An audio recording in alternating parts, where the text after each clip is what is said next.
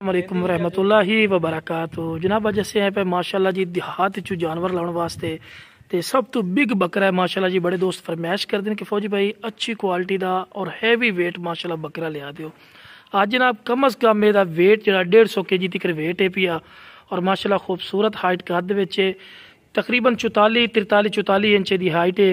लंबाई यदि कम अज़ कम 50 तो 55 इंच है। खूबसूरत चीज़ है, डबल हड्डी है, डिमांड भी मुनासिब हो सी। बाकी जनाब ये बकरा ये जनाब तुम मंडी चले जाओ तो 10-10 लाख रुपये डिमांड कर लेंगे, क्योंकि चीज़ नस्ल और क्वालिटी का पैसा होंगे।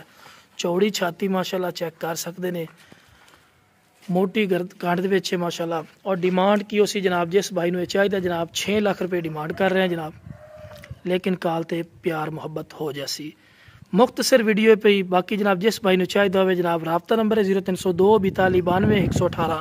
जोड़ा शिकारी बंदा है उसनों पता है कि चीज़ है, जिन्होंने नहीं पता उन्होंने नहीं पता। ठीक है जी, डिमांड कर रहे हैं, फाइनल नहीं है। काल ते मजीद भी कमी पेशी हो जासी, जो तुहाडी समझ रैट आंदा है तुसी रैट लाओ, इंशाअल्लाह गल बन जासी। ठीक है जी, माशाअल्लाह जी। टोर ते दिखाओ जरा, छड़ दियो